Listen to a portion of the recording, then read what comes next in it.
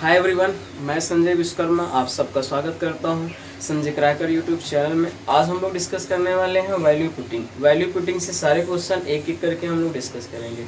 तो चलिए हम लोग शुरुआत करते हैं आज से खूबसूरत सा क्वेश्चन लेके। तो चलिए हम लोग शुरुआत करते हैं वैल्यू पुटिंग रखना और वैल्यू पुटिंग कैसे हम लोग को सॉल्व करना है। तो इस तरीके से आज हम लोग सीखेंगे और आपको वैल्यू पुटिंग सॉल्व करने से पहले 3 बातें माइंड में याद होनी चाहिए। कितनी बातें? 3 बातें। पहली कि अगर हम किसी का मान रखें तो डिनोमिनेटर मतलब हर जीरो नहीं होना चाहिए। किसी का मान ऐसा ना रखें कि उसको रखने के बाद हर क्या हो जाए, जीरो हो जाए। से पहली बात। और सेकेंड बात क्या, हम लोग जो वैल्यू पुटिंग रखने का काम करते हैं तो सबसे पहले जीरो मानते हैं जिससे हल करने में आसानी हो जाती है। अगर जीरो से सॉल्व नहीं होता तो 1 मान के सॉल्व कर लेते हैं, 1 बेस ही नहीं होता तो -1 मान के सॉल्व करते हैं। तो इससे क्या होता है, हल करने में आसानी हो जाती है। क्योंकि हम बड़ी संख्या को मानेंगे तो हमें मल्टीप्लाई करने में ज़्यादा टाइम वेस्ट होगा। तो इसलिए क्या होता है कि जो वैल्यू पुटिंग मानी जाती है तो वैल्यू पुटिंग में सबसे पहले हम लोग जीरो का मान करते हैं और जीरो नहीं होता फिर 1 कर लेते हैं या -1 करते हैं। जब वैल्यू पुटिंग रखें किसका, सबसे पहली बात तो ये हो जाती है वैल्यू पुटिंग हम रखें किसका। तो वैल्यू पुटिंग रखा किसका जाता है, तो वैल्यू पुटिंग उसकी रखी जाती है जो सवाल में ज़्यादा बार आया हो। तो आप ये देखना है कि सवाल में कौन से अंक जो है, कौन सा अक्षर ज़्यादा बार आया है उस चीज़ को आप वैल्यू पुटिंग में रखने का काम करेंगे। तो पहली बात आपको ध्यान में रखना है कि डिनोमिनेटर जीरो नहीं होना चाहिए। और सेकेंड बात क्या रखेंगे, जो ज़्यादा बार आया रहेगा उसी को हम लोग जीरो मानने का काम करेंगे। तो वैल्यू पुटिंग सबसे पहले उसी का काम करेंगे। अगर उससे सॉल्व नहीं होता तो फिर एक संख्या और ले लेंगे, फिर उसके भी वैल्यू पुटिंग कुछ तक के सॉल्व करेंगे। तो आइए हम लोग सीखते हैं। ये बात थी, पहला क्या था कि जीरो नहीं होना चाहिए। क्या नहीं होना चाहिए? डिनोमिनेटर जीरो नहीं होना चाहिए। जैसे यहाँ 1 है और यहाँ 0 है तो कभी भी जीरो नहीं होना चाहिए डिनोमिनेटर। अगर क्योंकि इसका हम लोग जब डिवाइड करते हैं ना तो ये 1 होता है और ये 0 होता है। अगर 0 से आप 1 में डिवाइड करते हैं तो ये अनंत बार जाता है। कितनी बार जाता है? अनंत बार। तो ऐसा नहीं होना चाहिए वैल्यू पुटिंग में। जबकि अगर हम इसको ऐसे इस तरीके से सॉल्व करते हैं तो इसका मतलब 0 बार जाएगा। होता है ना ऐसा ही, तो हम सब जानते हैं। क्योंकि जब हम 0 से अगर हम किसी में डिवाइड करेंगे तो अनंत बार जाता है, लेकिन अगर हम 1 से अगर 0 में डिवाइड करेंगे तो क्या हो जाएगा, 0 बार जाएगा। तो वैल्यू पुटिंग का सबसे पहला ही कंसेप्ट यही होता है कि डिनोमिनेटर क्या नहीं होना चाहिए, 0 नहीं होना चाहिए वैल्यू पुटिंग के रखते समय। आइए हम लोग देखते हैं। जैसे लिखा हुआ है x + y इक्वल रख दिया मैंने 100, आपको दिया गया है और यहाँ दिया गया है 2x + 3y बराबर क्या होगा। तो ये आपको दिया गया है और ये आपसे पूछा गया है। तो अब आपको मान रखना है, कुछ भी मान रखना है। जैसे x + y बराबर 100 दिया है तो अब आपके मन में ये होगा कि हम x + y के कुछ न कुछ वैल्यू रखेंगे, कुछ ना कुछ मान रखेंगे। अच्छा, मान कैसे रखेंगे? क्योंकि इसका और कोई मेथड नहीं है, ना तो इसमें वर्ग है ना तो क्यूब है, ऐसा कुछ दिख नहीं रहा कि हम उसको सूत्र लगा के सॉल्व कर लें। ऐसा कोई मेथड दिख रहा है आपको? नहीं दिख रहा है। तो इसी वजह से हम लोग क्या करते हैं, यहाँ मान रखने का काम करते हैं, वैल्यू रखने का काम करते हैं। x + y का हम लोग क्या करेंगे, वैल्यू रखेंगे। अच्छा, वैल्यू रखेंगे तो एक चीज़ आपको और ध्यान देना है कि आपको मिडिल में क्या दिख रहा होगा, इक्वल का चिन्ह दिख रहा होगा। क्या दिख रहा होगा? इक्वल का चिन्ह। इसका मतलब ये होता है कि अगर यहाँ 5 है तो इधर भी क्या होना चाहिए, 5 होना चाहिए। तब तो इक्वल का मतलब सही है। लेकिन अगर यहाँ 5 है और यहाँ क्या है 6 है तो ये इक्वल नहीं है। तो वही चीज़ें आपको यहाँ गौर से देखना है और समझना। x + y बराबर क्या दिया गया, 100 दिया गया। तो x और y का वैल्यू हमको वो मानना है जिनको हम दोनों को ऐड कर दें तो कितना होना चाहिए, 100 होना चाहिए। अगर ऐसा नहीं है तो रॉन्ग है फिर। तो चलिए देखिए, इसकी वैल्यू आपको मानना है, कुछ भी मान लीजिए। अगर इसको मैंने अभी बताया सबसे पहले क्या मानना है, 0। अगर मैं इसका मान लेता हूँ 0 तो इसका हम ऐसा क्या माने कि जो दोनों को जोड़ दें, ऐड कर दें तो कितना आना चाहिए, 100 आना चाहिए। अगर मैं इसको मान लेता हूँ क्या 100, y का जो वैल्यू मैं अपने से मानना है, y का वैल्यू मानना है अगर 100, इसका वैल्यू मान लेना है 0, तो दोनों का अगर हम ऐड कर देंगे कितना आ जाएगा, 100 आ जाएगा। तो 100 आ जाएगा। तो इस तरीके से आपको देखना है, कुछ भी मान सकते। अगर मैं इसको मैं 100 मान सकता हूँ, इसको मैं 0 मान सकता हूँ। दोनों को ऐड करने पे कितना आया, 100 आया। और इसी का अगर मैं 99 मान ले रहा हूँ, इसको मैं 1 मान ले रहा हूँ, तो अगर ये 99 और +1 है, दोनों को हम जोड़ेंगे तो 100 ही होगा। आप कुछ भी, इसको आप क्या मान सकते हैं, इसको आप मान सकते हैं 90, इसको आप मान सकते हैं 10, लेकिन जोड़ने पर कितना आना चाहिए, 100 आना चाहिए। ये 90 है और प्लस ये 10 है। अगर हम दोनों को ऐड कर देंगे तो कितना हो जाएगा, 100 हो जाएगा। तो वैल्यू पुटिंग का मानने का मतलब सबसे पहला यही रीज़न होता है कि इन दोनों का मान x प्लस वाई दोनों को ऐड कर देना तो कितना आना चाहिए, 100 आना चाहिए। अगर ऐसा नहीं आ रहा है तो रॉन्ग है। कुछ भी मान दिया हो, जैसे मैंने 100 रखा है, यहाँ कुछ भी मान दिया गया हो, तो इन दोनों को जोड़ने पर इतना आना चाहिए, ये अपने से आपको मानना है। तो चलिए हम देखते हैं इस पर सॉल्व करके कैसे सॉल्व होता है। अगर मैं इसको 0 मानता हूँ, इसको 100 मानता हूँ, तो x का वैल्यू मैंने क्या मान लिया हूँ 0, y का वैल्यू मैंने क्या मान लिया हूँ यहाँ पर 100। तो आइए आप अगर हम यहाँ पर रख के सॉल्व करेंगे तो यहाँ पर क्या हो जाएगा, तो x का मान आपने क्या माना है 0, तो यहाँ क्या हो जाएगा 0 प्लस 3। अगर मैं यहाँ 3 ले लेता हूँ, यहाँ क्या है y का मान मैंने कितना माना है 100, अगर मैं यहाँ 100 मान लिया हूँ, तो अब आपको देखना है 2 0 कितना हो जाएगा 0 हो जाएगा, और प्लस इसका मैं मल्टीप्लाई कर दूंगा कितना हो जाएगा 300 हो जाएगा। अगर मैं इसको हल करूंगा तो इसका कितना आ जाएगा 300, यही क्या हो जाएगा आंसर हो जाएगा। तो मेरी बात समझ में। चलिए एक अगला क्वेश्चन लेते हैं। अगर यहाँ x प्लस वाई इक्वल मैंने 10 ले लिया, क्या ले लिया 10, और आपसे पूछे कि 70x प्लस 70y इक्वल क्या होगा। अगर ऐसा क्वेश्चन है तो सबसे पहले कॉन्सेप्ट पहले आप समझिए, फिर भी मैं सारे क्वेश्चन को लेके आऊँगा एक एक करके। तो x प्लस वाई बराबर यहाँ 10 दिया है, 10 यहाँ ये क्या दिया है 70x प्लस 70y का मान पूछा है। तो वैल्यू पुटिंग कैसे आप रखेंगे, तो वैल्यू पुटिंग रखने का अभी मैंने बताया कि इनका मान क्या होना चाहिए 10 होना चाहिए। तो सबसे अच्छा बात ये होती है कि हम लोग जैसे कि सॉल्व करने में आसानी हो जाए तो हम लोग वैल्यू पुटिंग मान रखने का काम करते हैं 0। सबसे पहले हम किसी का एक काम हम 0 मान लेते हैं। अगर हम इसका मान लेते हैं 0, इसका मान लेते हैं मैं 10, तो अब इसको हम ऐड करेंगे तो कितना हो जाएगा 10। कुछ भी मान सकते हैं आप, यहाँ 9 प्लस 1 मान सकते हैं, यहाँ 5 मान सकते हैं, कुछ भी मान सकते हैं। लेकिन हल करने के लिए आसान क्या होता है कि 0 मान लीजिए तो मेथड हल करने में आसानी हो जाती है। अगर हमने इसको x 0 माना है, y हमने 10 माना है, अगर हमको इसका मान पूछा गया है तो हम लोग क्या करेंगे 70, x की वैल्यू मैंने कितना माना है 0, तो हो जाएगा 0 प्लस 70, और प्लस y का मान कितना माना है 10, ये हो जाएगा 10, ये तो 0 हो जाएगा, और प्लस से कितना हो जाएगा 700, इसका आंसर कितना हो जाएगा 700। तो ये हो गया आंसर। तो समझ में आया, तो ये मैथड समझ में आया। पहला कंसेप्ट क्लियर हुआ कैसे आपको वैल्यू पुटिंग रखना है, ये पहले कंसेप्ट आपको क्लियर हो गए होंगे उम्मीद है। चलें आगे। ओके, तो x plus y 10, 70x plus 70y equal कुछ भी मान दे, ऐसे कुछ भी तरीके से मान दे तो आप उसको सॉल्व कर सकते हैं। तो चलें अगला कंसेप्ट लिया जाए। चलिए देखिए अब इसमें क्या कह रहा है। अगर दिया है x plus 2y plus 3z बराबर 4 और 5x plus 10y plus 15z बराबर क्या होगा। ऑप्शन दिया है 15, 20, 25, 30, ये ऑप्शन है और ये क्वेश्चन दिया है। तो सबसे पहले आप देखिए वैल्यू पुटिंग रखने का मैंने बताया था आप 0 रखने का, लेकिन अगर इस तरीके से दिया है सेकंड कॉन्सेप्ट, ये कैसा कॉन्सेप्ट है सेकंड कॉन्सेप्ट, वो पहला कॉन्सेप्ट था। सेकंड कॉन्सेप्ट देखिए कैसे आपको सॉल्व करना है। आप एक चीज़ ध्यान से अगर गौर से देखें तो यहाँ x है, यहाँ 5x, यहाँ 2y है, यहाँ 10y है, यहाँ 3z है, यहाँ 5। आप एक चीज़ गौर से देखें यहाँ पर 5 गुना हो रहा है, कितना हो रहा है 5 गुना।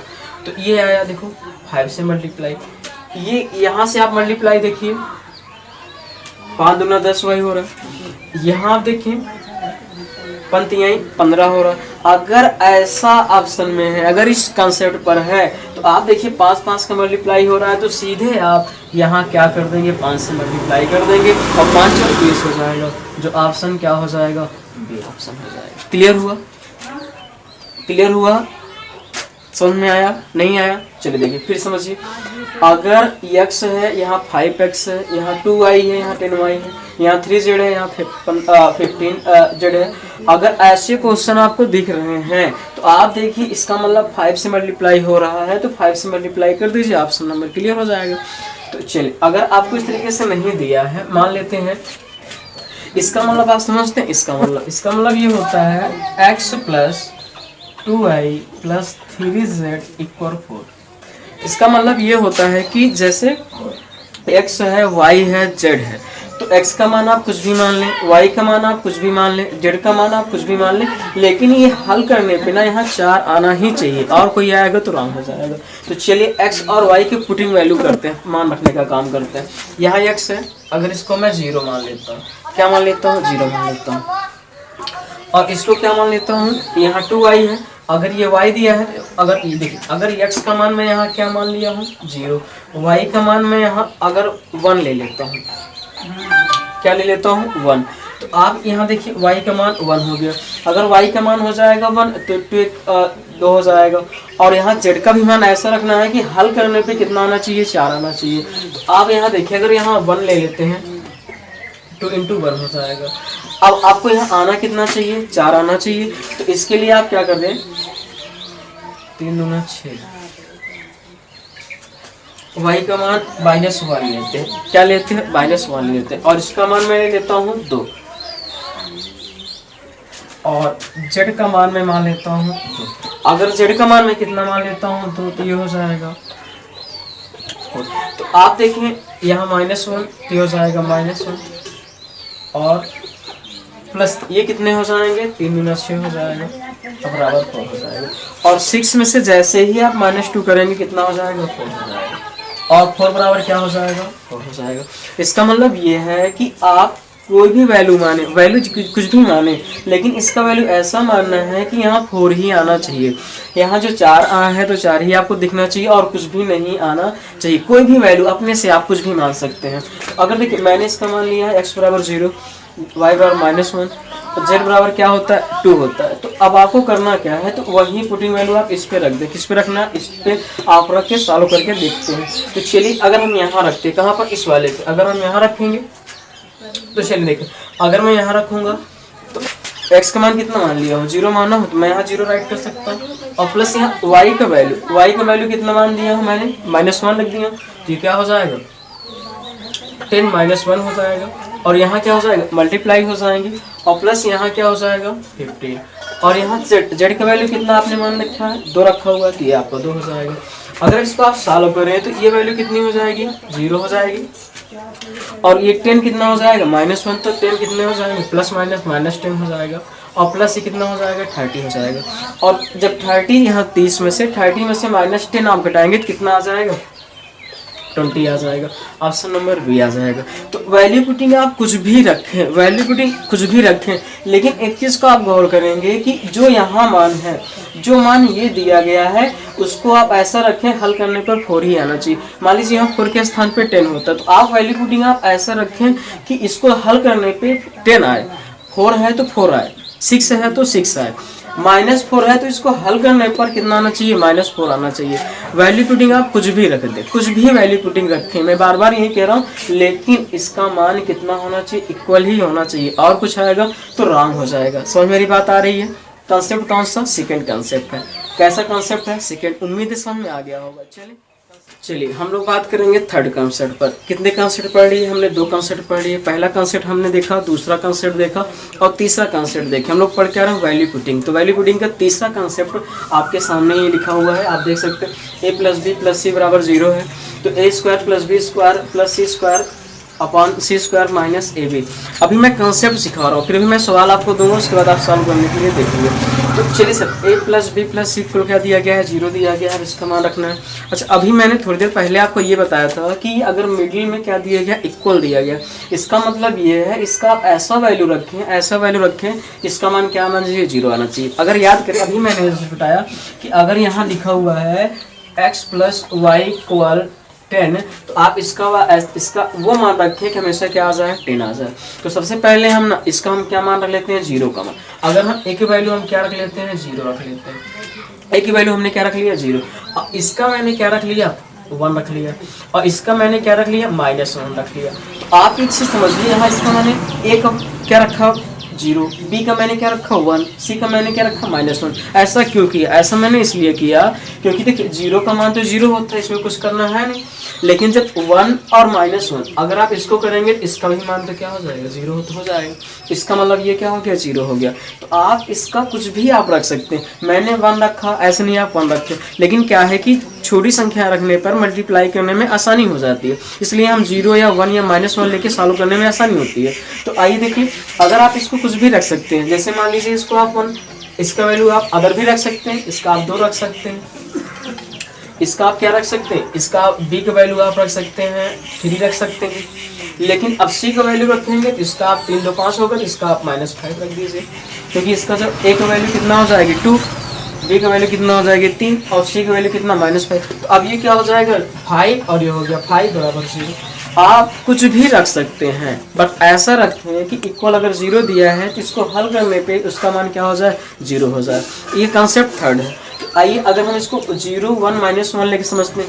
ए का मान मैंने क्या मान लिया है 0, बी का मान कितना 1, इसका मैंने -1। आइए इसमें हम वैल्यू पुटिंग रखने का काम करते हैं। अगर ए के स्थान पे क्या दिया है 0, तो अगर मैं यहाँ 0 रख लूँ, यहाँ क्या रख लूँ 0 रख लूँ, और प्लस यहाँ दिया गया है अगर इसका स्क्वायर कर दे, और प्लस बी का मैंने कितना मान लिया है 1, यहाँ 1 का स्क्वायर कर देते हैं, और प्लस सी का मान क्या दिया गया है -1 का स्क्वायर कर देते हैं, अपन सी का मान मैंने क्या माना है -1 का स्क्वायर कर दीजिए, और प्लस ए है, ए का मान क्या मान रखा है 0, और बी का मान मैंने क्या मान रखा है 1।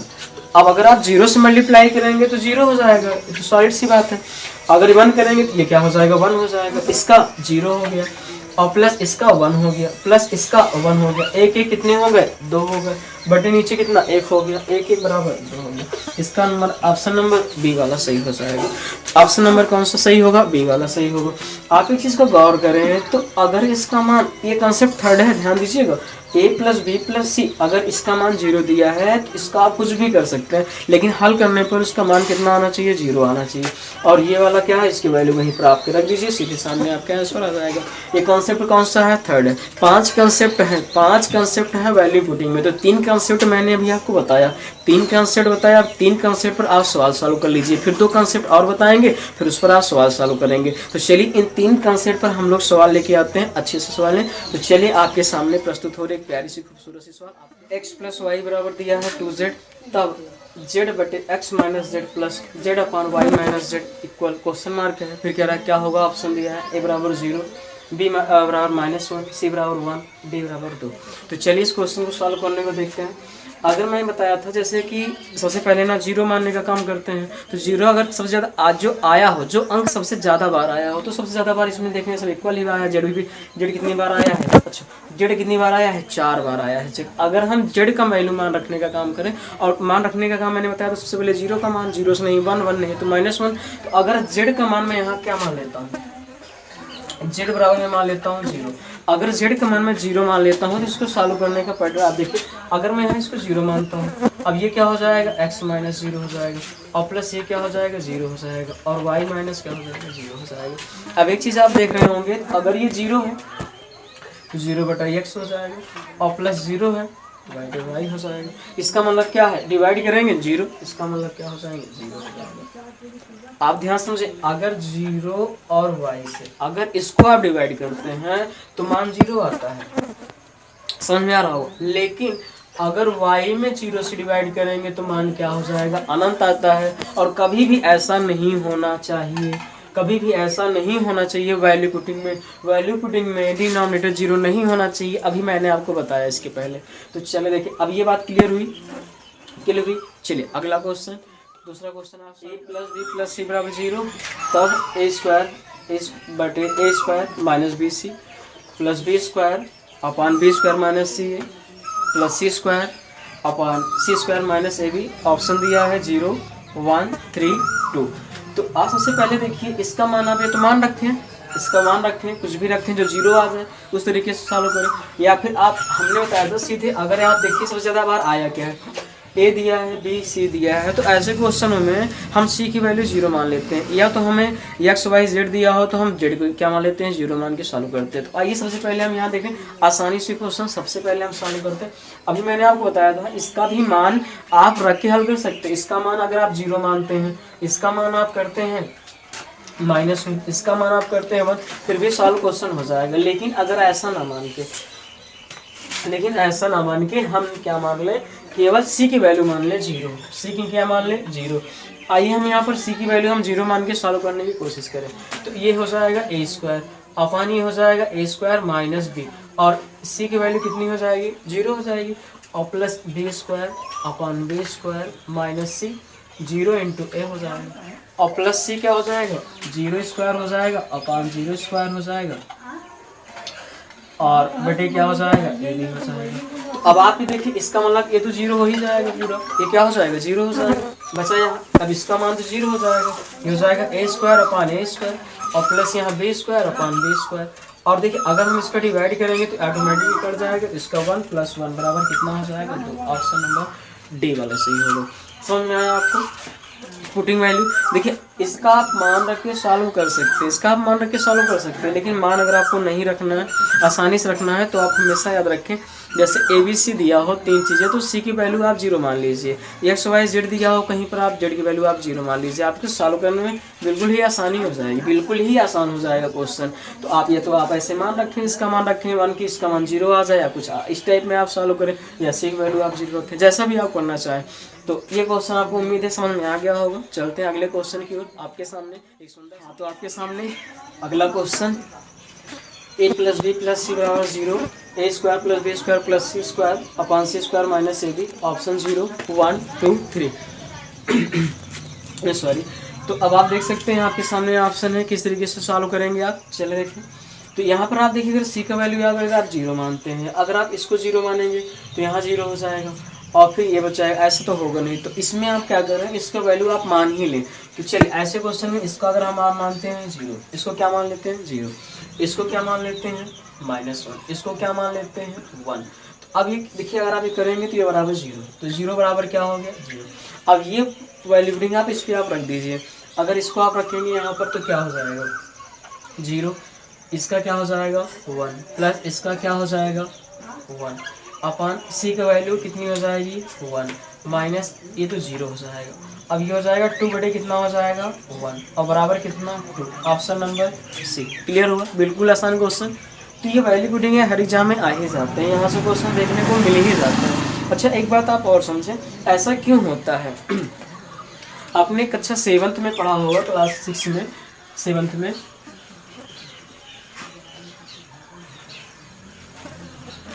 देखिए मैं आपको बता रहा हूँ, क्लास 7 में आपने पढ़ा होगा सूत्र a + b का होल स्क्वायर, a + b का होल स्क्वायर बराबर a² + b² + 2ab। देखिए हम लोग बचपन में पढ़ते तो जरूर है, लेकिन कॉन्सेप्ट अच्छे समझ नहीं पाते या क्लियर नहीं हो पाता हम लोगों को, लेकिन यहाँ पर हम आपको बता रहे हैं कैसे क्लियर होता है।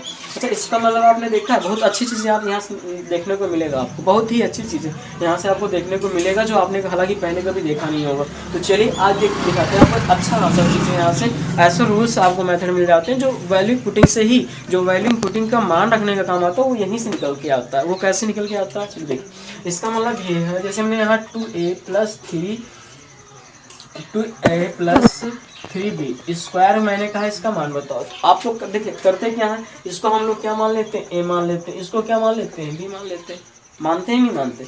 अब यहाँ हम लोग क्या रखेंगे 2a² और प्लस यहाँ क्या हो जाएगा 3b² और प्लस यहाँ 2a, ये हो जाएगा 2a और ये हो जाएगा 3b। क्लियर हुआ। अब आप यहाँ देखेंगे तो ये हो जाएगा 4a² + 9b² 12ab। ये क्लियर हुआ। ये जो मान दिया गया है ये इसी का तो है, इसी का तो है। आप यहाँ देखिए ये जो वैल्यू दी गई है इसी की तो है। अगर हम यहाँ पर इसका वैल्यू रख दें 2a + 3b², ए या बी का किसी का आप मानिए, ए या बी कोई मान मान लीजिए। जैसे ए का मान लेते हैं मैं 1 और बी का मान लेता हूँ मैं 0, बी का मैं मान लेता हूँ 0। तो अगर आप यहाँ देखें 2a, ए का मान कितना माना है 1 + 3, बी का कितना मान लिया है 0। आप देखें 2 और प्लस 0 और इसको हम कर देंगे तो इसका बराबर कितना आ गया 4 आया। अब इक्वल का चिन्ह है ना, यहाँ देखिए यहाँ 4 1 मानेंगे तो 1 ही होगा, प्लस 9 अगर यहाँ 0 माने हैं तो ये भी संख्या 0 हो जाएगी और ये भी संख्या 0 हो जाएगी, 4 बराबर 4। इसका मतलब आप दोनों का वैल्यू देखें, इधर भी साइड उधर भी साइड इक्वल का चिन्ह है, जितना मान इसका होगा उतना ही मान किसका होगा, इसका होगा। ये पुटिंग वैल्यूज में आपको और दिखाऊंगा ये कैसे पुटिंग वैल्यू जो आती है, इसी का कॉन्सेप्ट है, इसी से कॉन्सेप्ट से पुटिंग वैल्यू निकल कर आती है। तो चलिए हम इसको सिखाएंगे अगले भाग में, लेकिन आपके सामने और अच्छा सा क्वेश्चन आ रहा है, उसको आप भी देखें और समझें। और कॉन्सेप्ट मैंने कितना बताया 5 कॉन्सेप्ट है, मैंने आपको 3 कॉन्सेप्ट बताया, अभी 2 कॉन्सेप्ट बचा हुआ है। इसमें का पुटिंग। हाँ, तो आपके सामने अगला क्वेश्चन आया है a/2 - 3 + b/2 - 3b + c/2 - 3c बराबर r जो दिया गया है ये अच्छा 1 है, ऐसे 1 है। तो आपको पता करना है इसका मान क्या होगा। इसका मान क्या होगा, ऑप्शन दिया है 2 3 4 0। उम्मीद है समझ में आ गया होगा। चलिए देखिए इसको कैसे सॉल्व करते हैं। अगर एक का मान मैं यहाँ मान लेता हूँ 0, और अगर मैं यहाँ a का मान 0 मानता हूँ, तो अगर b का भी मान लेता हूँ 0। तो आइए देखिए, अगर मैं इसको a का मान अगर मैं 0 मानता हूँ तो ये हो जाएगा 2 - 3a। अगर इसका मतलब ये 0 हो गया और ये भी 0 हो गया, इस पूरी वैल्यू क्या हो जाएगी, 0 हो जाएगी। और b का मान भी क्या हो जाएगा, 0 हो जाएगा। और प्लस c का मान यहाँ c दिया है, c/2 - 3c बराबर 1। अगर ये साइड चेंज होगा तो c बराबर 1, ये हो जाएगा 2 - 3c। अगर इसको साइड चेंज करेंगे तो ये हो जाएगा c और ये हो जाएगा प्लस 3c बराबर 2। तो 3 1 4, ये हो जाएगा 4c बराबर 2। तो c बराबर 2/4, 1/2। इसका मतलब c बराबर 1/2। तो हमने जो माना था a का मान कितना माना था, a का मान मान लिया था 0, b का वैल्यू कितना मान लिया था 0, c का मान क्या आ गया है 1/2। अब इसकी वैल्यू अब आप इस पे रखने का काम कर दें, आज तो समझ में आ जाएगा। तो उम्मीद है ये क्लियर हो जाएगा। चलिए रखते हैं 1/2, ये हो जाएगा 2 और ये क्या हो जाएगा, उम्मीद है अब a का मान 0, b का मान 0, c का मान 1/2 हो गया। उम्मीद है ये चीज़ समझ में आ गई होगी। तो एक बात कंसेप्ट याद करें कि पुटिंग वैल्यू में मैं फिर से बता दूं। तो सबसे पहले पुटिंग वैल्यू में आपको मानना क्या है, पुटिंग वैल्यू में सबसे पहले हमको ध्यान देना है डिनोमिनेटर हर 0 नहीं होना चाहिए। सेकंड, जो ज़्यादा बार आया हो उसी को पुटिंग वैल्यू मानने का काम करते हैं। अगर ऐसा नहीं है तो ए बी सी दिया है तो उसमें हम सी की वैल्यू 0 मानने का काम करते हैं। अगर एक्स वाई जेड दिया है तो जेड का मान हम 0 मानने का काम करते हैं पुटिंग वैल्यू में। अच्छा, पुटिंग वैल्यू आप एक चीज़ समझें कि कब हम लगाते हैं पुटिंग वैल्यू का यूज़, कब करेंगे पुटिंग वैल्यू को। पुटिंग वैल्यू को हम वहाँ करते हैं जहाँ पर कोई सूत्र यूज नहीं होता, जहाँ पर कोई फार्मूला तो यूज ही नहीं होता, वहाँ फार्मूला यूज नहीं होगा तो वहाँ क्या होगा, पुटिंग वैल्यू का यूज होगा। और इसका 5 कॉन्सेप्ट है, मैं बार बार कह रहा हूँ। 3 कॉन्सेप्ट मैंने आपको सिखा दिया है और 2 कॉन्सेप्ट और बचे हुए हैं, उसको मैं आपको नेक्स्ट वीडियो में अपलोड कर दूंगा। तो उम्मीद है ये समझ में आ गया होगा। नहीं समझ में आएगा तो कमेंट कर दीजिएगा, मैं फिर से उसको अपलोड कर दूंगा। एक बार जहाँ से आपको कन्फ्यूजन हुआ होगा मैं एक वीडियो बना के अपलोड कर दूंगा। तो उम्मीद है क्लियर हो गया होगा, समझ में आ गया होगा। तो मिलते हैं अगले वीडियो में, बाय।